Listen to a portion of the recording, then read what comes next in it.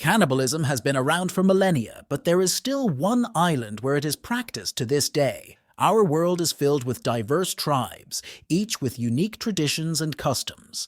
Some are so isolated that we barely know they exist.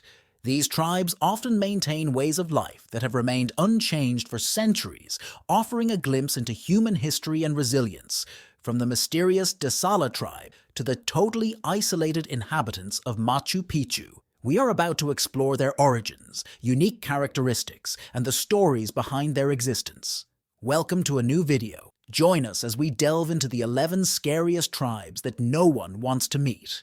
If you like this type of content, subscribe to our channel. It's free. Now let's get started. Number 11. The tribe Desalinates. Deep within the vast western Amazon basin lies the fascinating Desala tribe, who were first contacted by Brazilian explorer Sidney Pozuelo in 1996, and journalist Paul Raphael shed further light on their unique way of life. This tribe is one of the few remaining communities that live almost completely isolated from modern society, although they occasionally clash with neighboring groups. The main Desala tribe consists of about 150 members who maintain a distinct lifestyle despite occasional divisions. A smaller group of about 24 members split off due to internal disagreements, while some sought contact with neighboring settlements preferring isolation armed with traditional tools such as clubs and poisoned darts. The tribe is primarily engaged in hunting. Interestingly, they sometimes use modern weapons.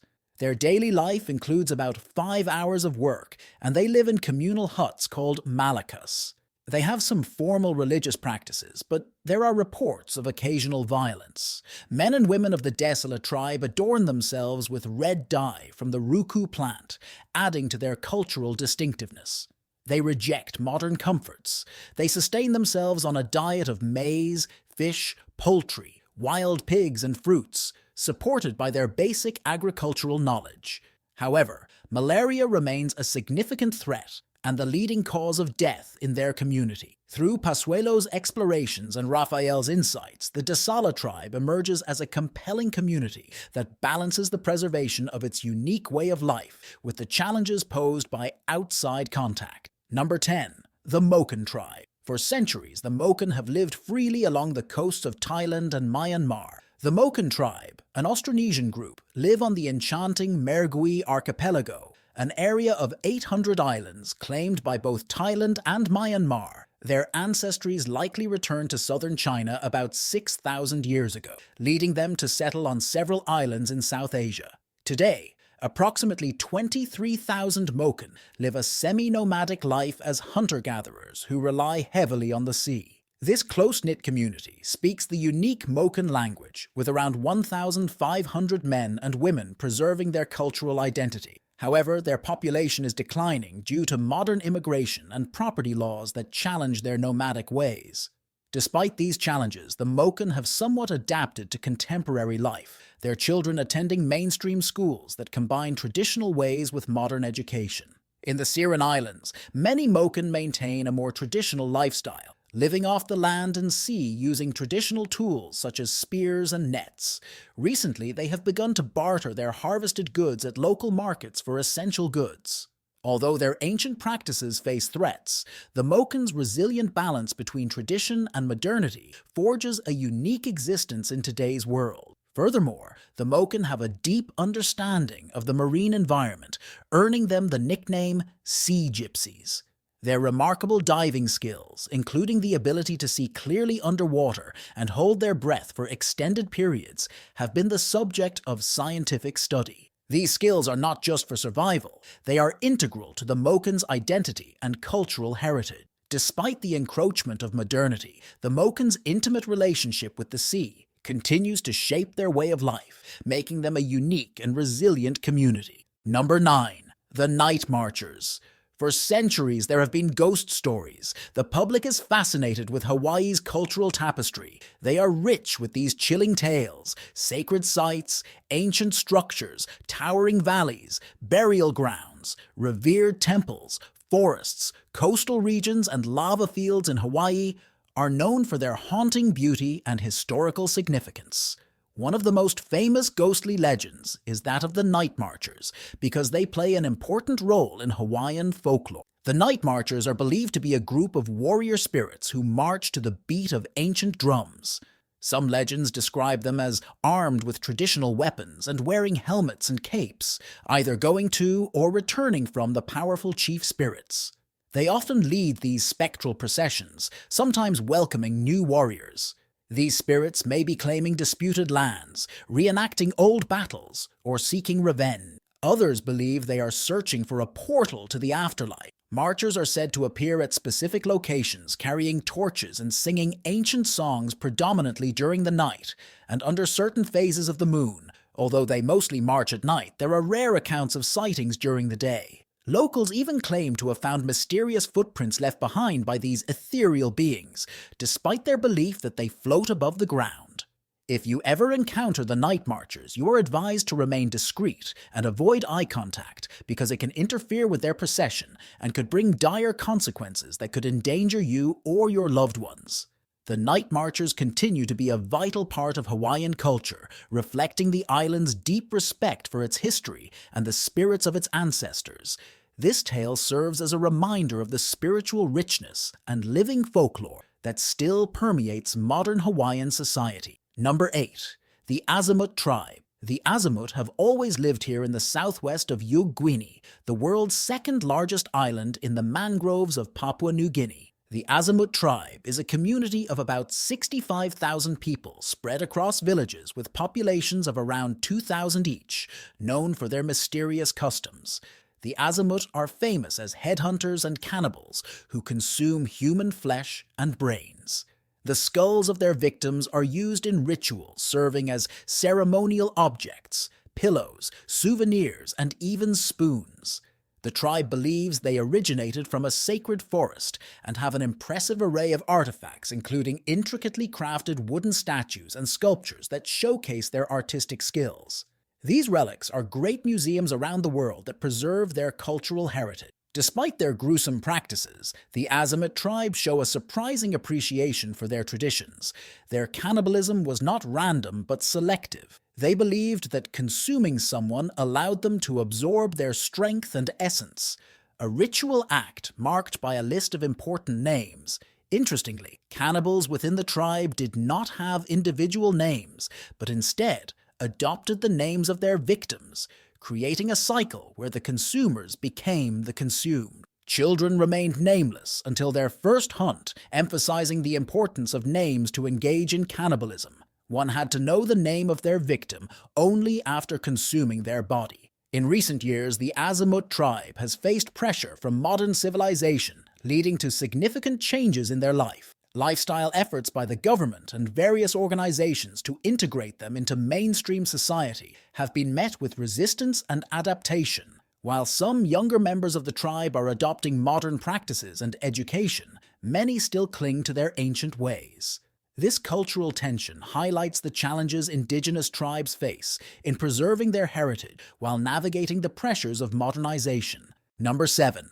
The Suri tribe. Nothing like the lip plates worn by the Suri women has ever been seen anywhere in the world.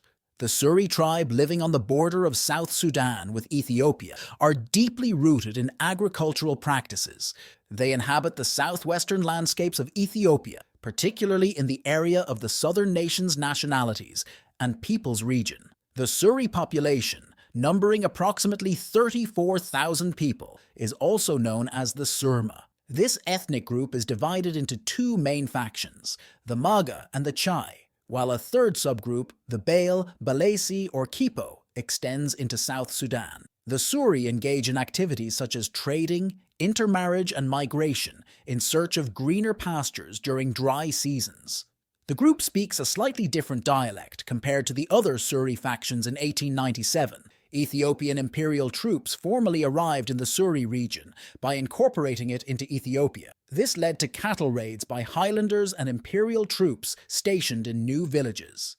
Historically, Suri society was politically structured with elders and chiefs known as Kamaru. Today, they are integrated into the wider administrative framework of Ethiopia, losing some autonomy to state control. The Suri worship a supreme sky deity called the Tumu, with the Kamaru acting as a mediator for prayers for rain and fertility. However, their religious practices extend beyond Tumu worship. They also revere clan ancestors for their perceived special abilities and influence on their lives.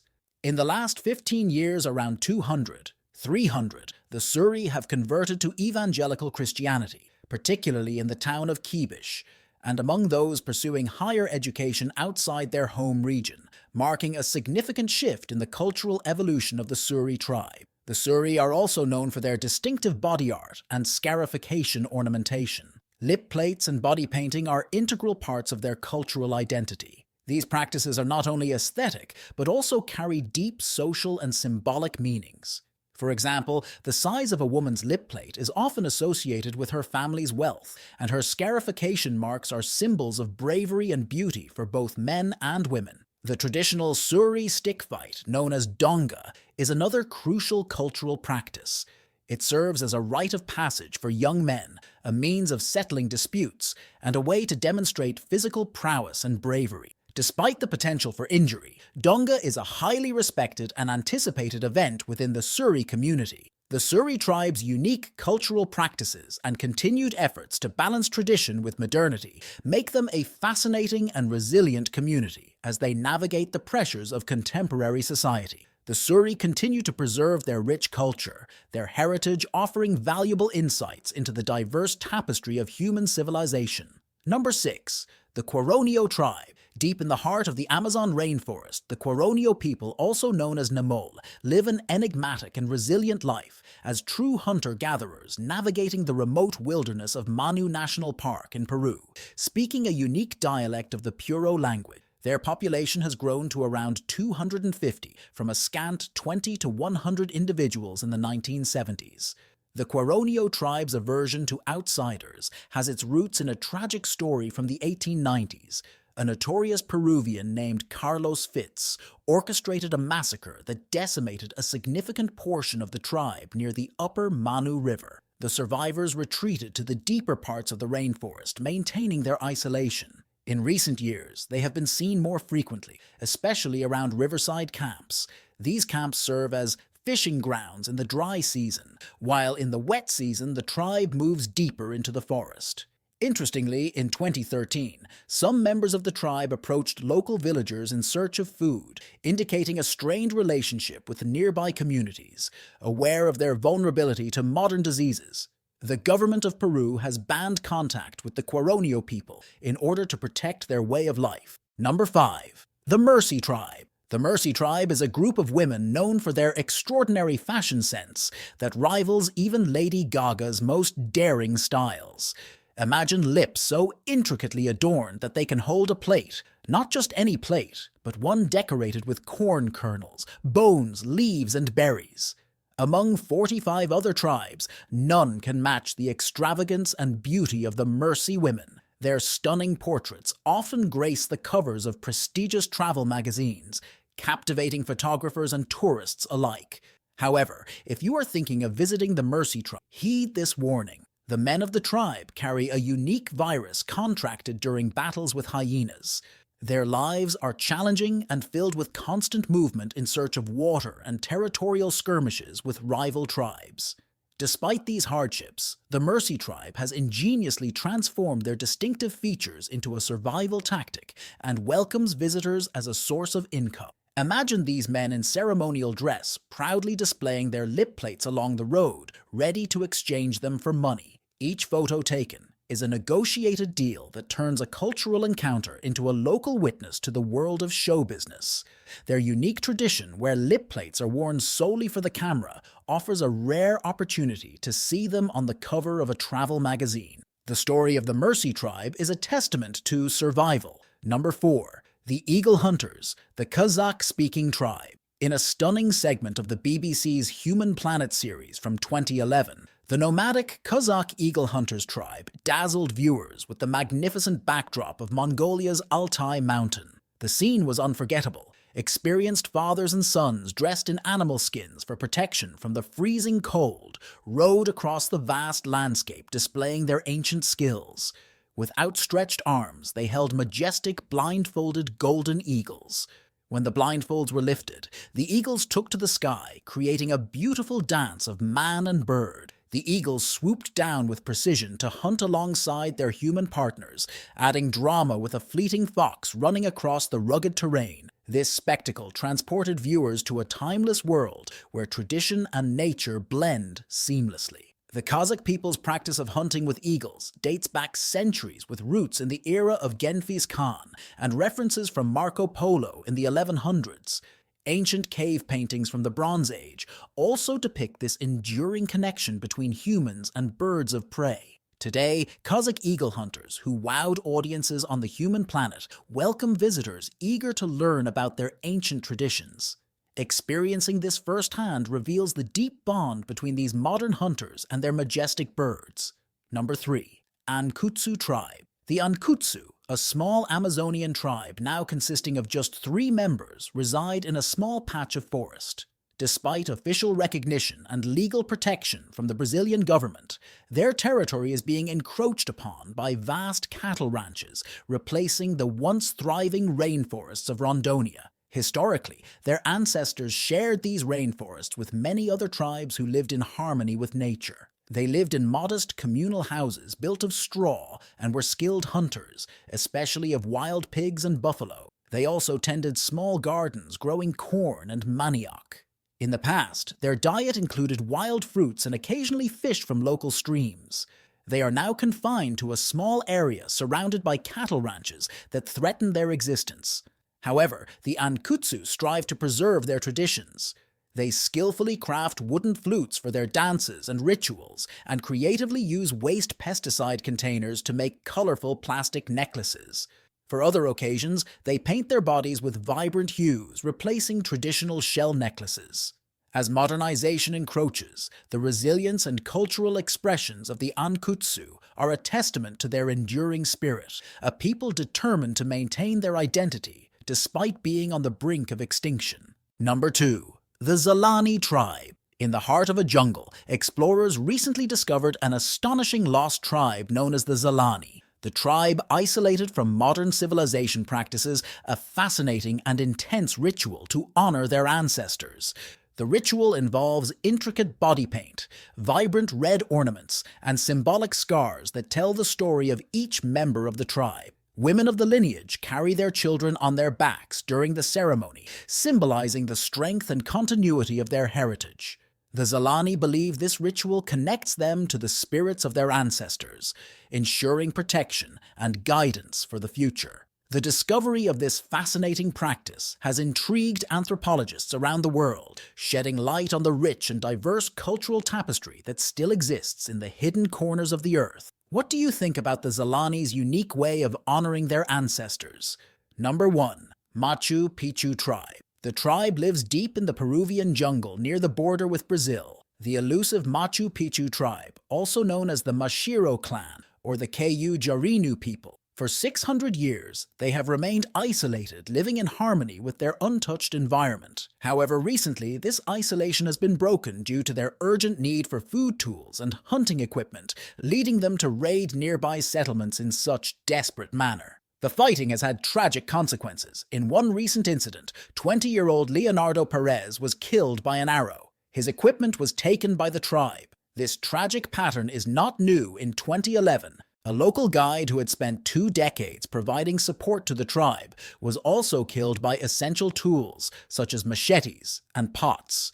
Flores had tried to persuade them to abandon their nomadic hunter-gatherer lifestyle, becoming a crucial link between their world and modernity. Sadly, their efforts ended with an arrow through their heart. The once formidable barrier between the village and the outside world is gradually disappearing. They are now interacting more with other indigenous groups, giving us glimpses into their previously hidden lives. This year alone, sightings of the tribe have increased with over 100 recorded, as noted by Patricia Balua, Peru's Deputy Minister of Culture. Some members of the tribe have even begun living with nearby Yanesha Indians who speak a similar language to the tribe. We've reached the end of this video. Tell us what you think in the comments box. If you liked the video, give it a like, subscribe, and don't forget to hit the bell so you don't miss future videos like this one. See you next time.